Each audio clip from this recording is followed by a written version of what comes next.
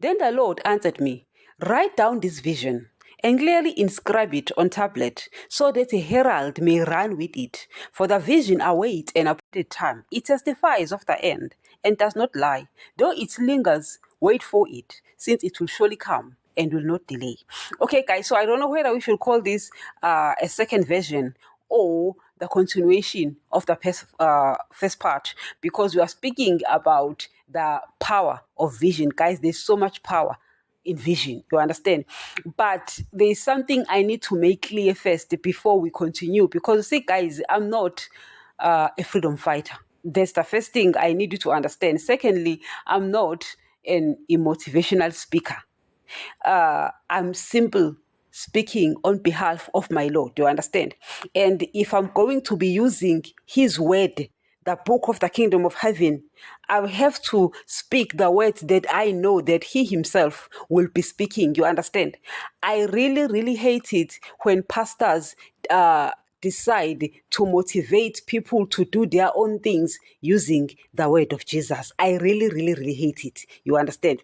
Now, usually you'll find that a motivational speaker will open this script and motivate you to go on with your own plans, motivate you to go on with your own vision, motivate you to do your own things while using the book of Jesus. That is what I hate, because that is hypocrisy. That's what pastors have decided to do, using the word of Jesus to actually motivate us to be worldly, to do our own things. That I hate, guys. I'm not any motivational speaker and I'm not a freedom fighter.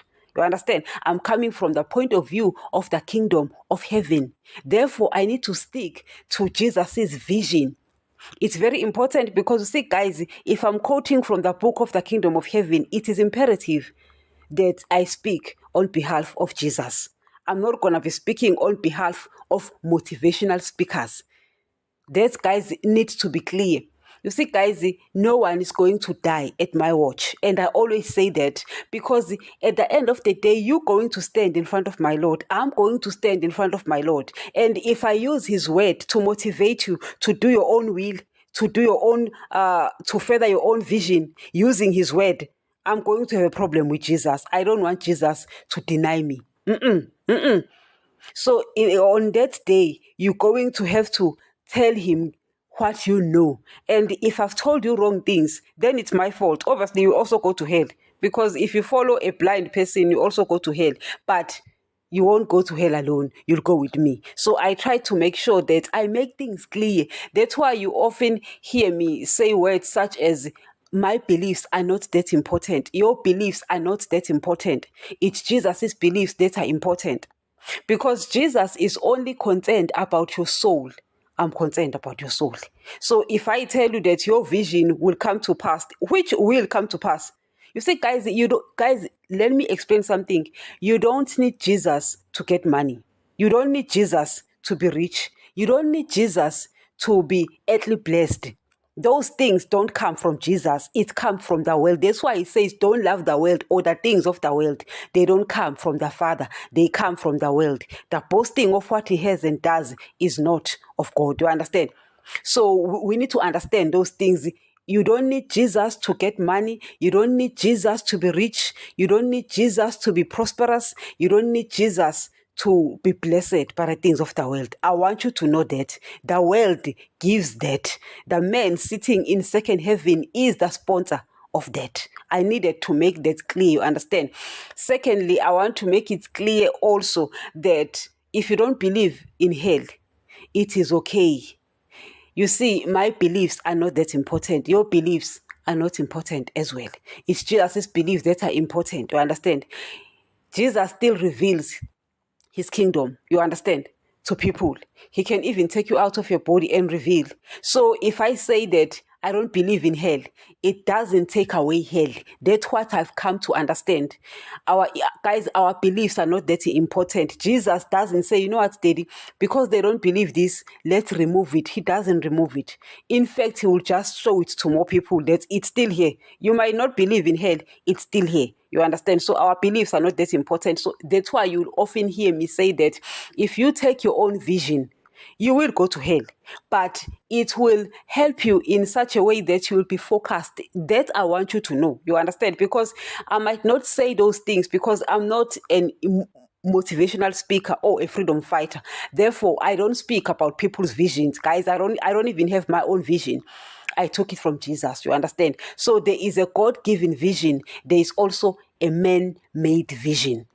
A God-given vision is like Jesus. Here, Daddy was speaking to Prophet Habakkuk and he was giving him vision of things that will happen in the end. And he clearly says that for the vision awaits an appointed time. It testifies of the end, meaning that it will happen at the end, not now. But in the meantime, you will be preparing for it. You understand? So he gives this vision to Habakkuk and he's telling him that wait for it. It will surely come. It will linger. Wait for it. It will surely come though. You understand? So I used my Lord as an example. In fact, if you go, I think it's Hebrews chapter 10, it says that sacrifices and burnt offerings you were not pleased with, a body you prepared for me. Then I said, here I am, O Lord, to do your will. You understand? So Jesus is coming here on earth was predetermined. I want us to make that clear. He's coming here, it's predetermined. And I was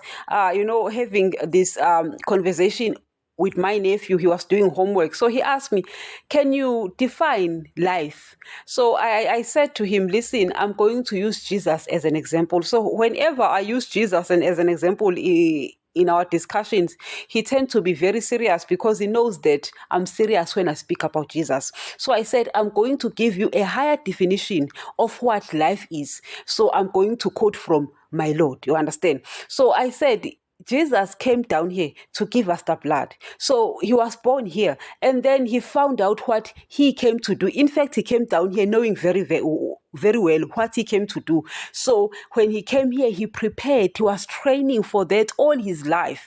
Then after that, he started doing it. After doing it, he left.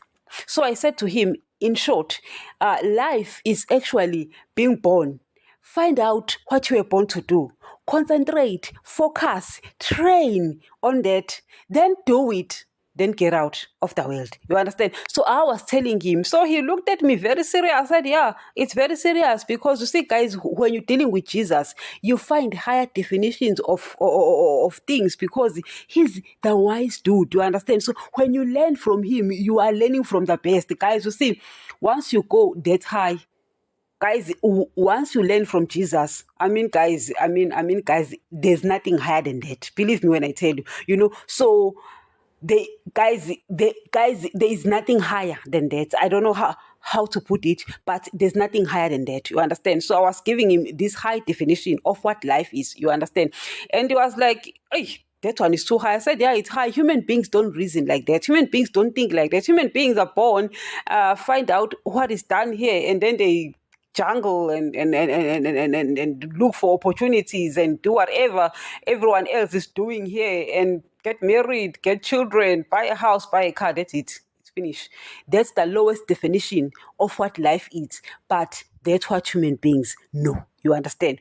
So I just wanted to make this thing clear that when you deal with Jesus, you get higher definitions of things. But when you deal with human beings, you get lower definitions of things, so it's like, guys, we need to understand these things. But guys, while saying that, it's important as well to make you understand that there is a human-made vision. There is a God-given vision. So I've explained a God-given vision, like Jesus is coming down here, he's giving us the blood, you understand? And he gave us the blood at the end, you understand? After that, bang, the guy is gone. You understand? He's gone. And before he left, before he even started it, he had to make sure that the blood is spotless. In other words, Jesus couldn't sin. So if you are in the God-given vision, what will happen is that you will stop sinning. Once you know the truth, you will stop sinning. You won't love money. You won't love the things of the world. You won't be having sex outside marriage. You won't be doing your own things. You stop lying. All these things, you understand why? It's a God-given vision. His commands are there for you to fulfill his visions. So you will obey his commands so that you'll be able, because once you break his commands knowingly, you can't, you die spiritually, you understand? So you take Paul, you take Peter, you take James, you take John, all those guys, my greatest dudes, they were like that. They changed the moment they met Jesus. They changed. Guys, they changed, you understand? They were no longer myopic. Why? They met Jesus. Jesus, guys, would give you a higher definition of life, and he will give you a new revelation, meaning a new vision. And once it does that, guys, you stop sinning, because after that you have to concentrate on it. You can't concentrate on his vision while you are busy with sins, you understand? So it keeps you in this narrow path, it keeps you in this narrow road, you understand? You are so strict, to yourself though. You are so strict because you have to make sure that it comes to pass. If you continue in sin, it won't come to pass, you understand? Now, a man-made vision, it will either give you money or maybe material things. It could be a career, it could be a business, it could be a charity, it could be a non-profit organization. No matter what it is, if it's not doing his will, guys, I want to make that thing clear, because you see, I'm going to stand in front of my Lord, and I don't want a person saying that I heard this from Nini. I'm not going to be denied by Jesus because of anyone. No, guys, I'm not any motivational speaker. I'm not a freedom fighter, you understand? Anything else you do will land you in hell. But on this side, your man-made vision will keep you focused, you understand? That's the good thing about it, though. You might not be interested in gang, you understand? You might not be a thug, you might not be a drug addict, you might not be an alcohol addict, you understand? Why? Because this man-made vision is keeping you on this narrow road, but you will be disobeying Jesus. Why? You guys, you don't need Jesus to get money. You don't need Jesus to get the things of the world. You don't need Jesus to be earthly prosperous. You don't need Jesus to be blessed by the things of the world. I want you to know that. That's why he says these things don't come from him. You understand? Guys, I hope by now you understand why I'm such an angry preacher. Because pastors are preaching what motivational speakers should be, saying to us. You understand? That's why I'm an angry preacher. Not only an angry preacher, but a sad one. Because this is disappointing. They're disappointing Jesus. I don't know what he's done to them. You understand? So I'm trying to make you understand that there is a man-made vision, which will obviously land you in hell. But on this side, you understand, on this side, guys, it will keep you in this narrow road. There are certain things you won't be doing. Obviously, you will be disobeying Jesus. Obviously, a man-made vision, guys, you can be sleeping around, a man-made vision, guys, you can do certain things, but there are things you won't do because those things will stand, in your way, you understand? But you'll be looking for money, you'll be loving money, you'll be loving the things of the world, it might be a charity, it might be, a non-profit organization, but at the end of the day, it won't lend you to where Jesus is. So I usually say that if you are going to lose Jesus, if you are going to go to hell at the end, make sure you don't lose Jesus for something that's just small. I usually say that it's unfair, guys, for people to be poor here on earth and disobey Jesus for small things just to go to hell. Guys, no, please, don't be poor and go to hell. Hello. Guys, hello. Don't be poor and go to hell. You understand? It's hard to be poor. You understand? I'm not poor. I don't have much. In fact, I don't have anything, but I don't consider myself poor. You understand? But because I'm not running for money or the things of the world, I don't have the things that I should be having, as someone who did well, according to the world, you understand? But because of Jesus, I took a different path, made wrong decisions, and I made them on purpose, you understand? Because I wanted to land to where Jesus is, you understand? So obviously, but I'm trying to say that if you are going to take your own man-made vision, please, make sure it's something that is worthy. The fire there, the heat there. Because you see, guys, in hell, there is no low heat or high heat. The heat is just the same. So do not go to hell with people who were rich, who were really, really rich, people who really killed people. Don't just kill one person and go to hell. That is an embarrassment. You understand? In other words, guys, what I'm trying to say, do big if you're going to hell. Don't just disobey Jesus for small things. You know, guys, you find people doing small things, saying, oh, I'm scared of doing this. You are going to hell if you're not doing his will. Only he who does his will make it to his kingdom. So if you're not doing his will, please, guys, do not go to hell for something that is small. That's all I'm going to say. So the power of vision.